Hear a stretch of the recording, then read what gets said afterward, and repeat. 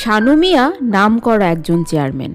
প্রথমবার চেয়ারম্যান হবার পর গরিব দুঃখী মানুষের জন্য মন প্রাণ দিয়ে কাজ করে চলছে। সবার মুখে মুখে তার খুব সুনাম। মানুষ হিসেবেও সে মন্দ নয়। এলাকার মানুষজন এক বাক্যে বলতো, চেয়ারম্যান সাহেব খুব বড় মনের মানুষ, গরিবের বন্ধু। তার জন্যই আজ তারা ভালোভাবে বাঁচতে পারছে। অনেক বুড়ো মানুষকেও তিনি অর্থ সাহায্য দিয়েছে, ঘর বানিয়ে দিয়েছে, অনেকের কাজের ব্যবস্থাও করে দিয়েছে। এলাকার মানুষ চেয়ারম্যানকে পদবি দিয়েছে গরিবের বন্ধু।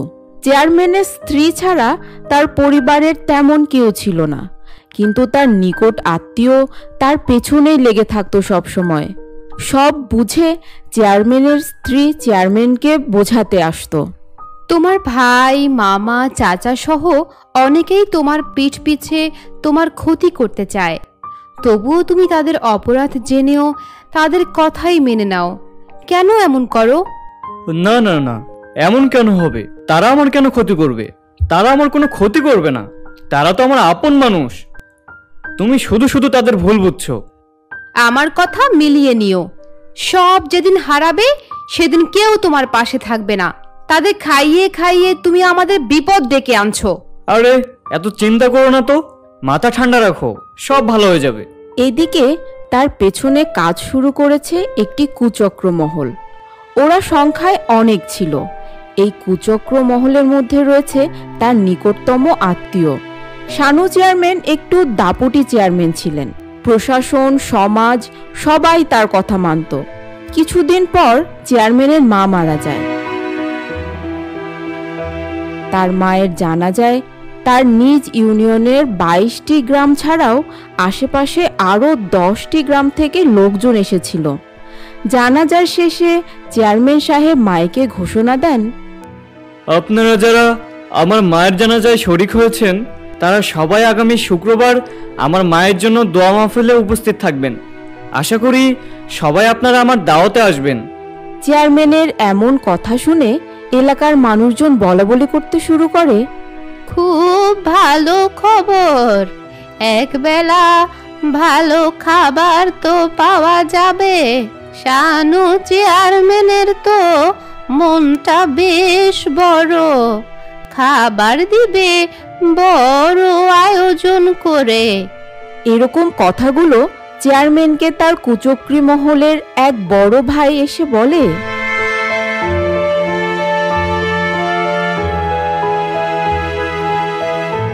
আপনার ব্যাপারে তো সবাই খুব ভালো বলছে, সবাই ভালো খাবারের জন্য আশা করছে। একই সাথে আশেপাশের থানার যত চেয়ারম্যান, মেম্বার, উপজেলা অফিসার সহ সরকারি কিছু লোককে যদি দাওয়াত করে খাওয়াতেন তাহলে আপনার সুনাম আরো ছড়িয়ে পড়বে চারদিকে। তুমি একদম ঠিক বলেছ। আচ্ছা, সবাইকে দাওয়াত পাঠিয়ে দাও, সবাই যেন উপস্থিত থাকে সেদিন। এই কথা মতোই সব কিছু ঠিক করে কয়েক হাজার লোকের খাওয়ানোর ব্যবস্থা করিয়ে দিল সেই কুচক্রী মহল।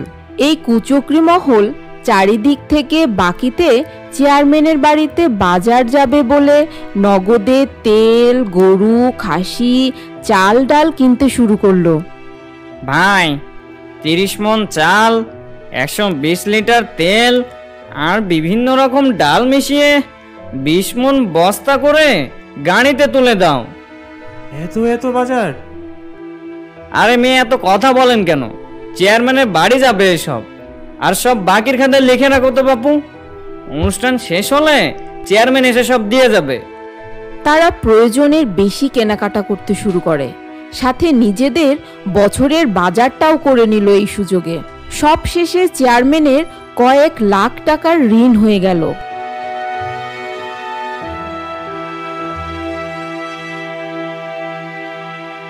এভাবে দিন দিন তারা চেয়ারম্যানের ঘাড়ে ঋণ বাড়িয়ে দেওয়ার জন্য বিভিন্ন জায়গা থেকে চেয়ারম্যানের নামে ঋণ করা শুরু করলো। এমনভাবে চলতে চলতে চেয়ারম্যানের ঋণের পরিমাণ তার সম্পদের চেয়ে দ্বিগুণ হয়ে গেল।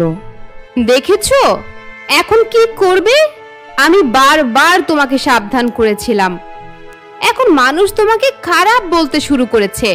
পাওনাদারদের টাকা আজ দেবে কাল দেবে বলে আর কতদিন চলবে? শানু চেয়ারম্যান অসহায় হয়ে পড়েছে। চেয়ারম্যান প্রায় কুচক্রি মহলের হাতে পুতুল হয়ে গেছে।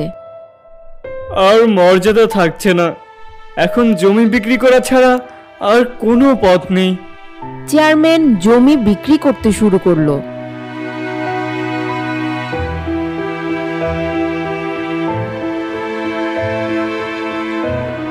তিনি যে জমি বিক্রি করে সেগুলো তার চাচা, মামা, বন্ধুরাই কিনে নেয়। ভাই, আপনি যখন জমি বিক্রি করে দেবেন তাহলে বাইরে না গিয়ে আমাদের কাছেই দিয়ে দিন না। জমিটা তো ভালোই, আর নিজেদের মধ্যে কেনার মানুষ থাকতে বাইরে কেন যাবেন? হ্যাঁ ঠিক আছে, তুমি যখন নিতে চাও এটাই ভালো হবে। এই নাও জমির দলিল।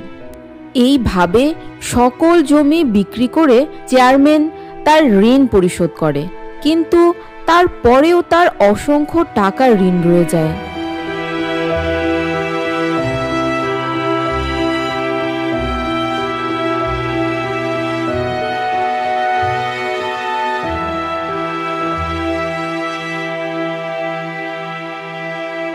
এখনো অনেক টাকা ঋণ রয়ে গেছে। জমি জমা সব বিক্রি করে দিলাম, এখন বাকি ঋণ কিভাবে শোধ করব আমি? বাকি আছে এই বাড়িটা, এখন এটাই সম্বল। বাড়িটা বিক্রি করলে থাকবো কই? খোলা আকাশে তোমাকে তো আমি থাকতে দিতে পারি না। খোলা আকাশে থাকতে হবে না, আমরা আমার বাপের বাড়ি চলে যাব, সেখানেই তুমি তোমার কোনো কাজের সন্ধান করে নিও।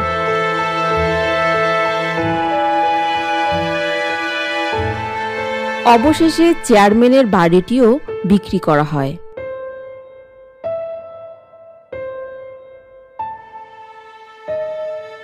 তারপর তারা পাশের পাড়ায় তার শ্বশুর বাড়িতে গিয়ে আশ্রয় নেয়। বাড়ির সামনে একটি ছোট নদী ছিল।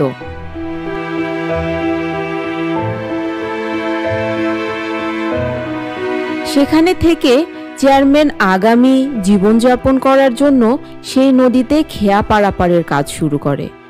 নদীর এপার ওপার পারাপার করা যাকে বলা হয়। খেয়া পারাপারের প্রতিজন ভাড়া ছিল তখন 1 টাকা বা 2 টাকা করে। কখনো খুশি হয়ে কেউ 5 টাকা দিয়ে যেত। এমনভাবে বাকি জীবনটা খেয়া পারাপার করে কাটাতে হয়েছিল শানু চেয়ারম্যানের। সাবধান, নিজ আপন মানুষের সব কথা মেনে নিতে নেই। এই কথাটি ভুলে না যাবার জন্যই আমাদের এই গল্পটি। এই গল্পটি আপনাদের কেমন লেগেছে তা অবশ্যই কমেন্ট বক্সে জানাবেন। এরকম আরও গল্প পেতে আমাদের চ্যানেলটি সাবস্ক্রাইব করে পাশে থাকা বেল আইকনটি ক্লিক করে দেবেন।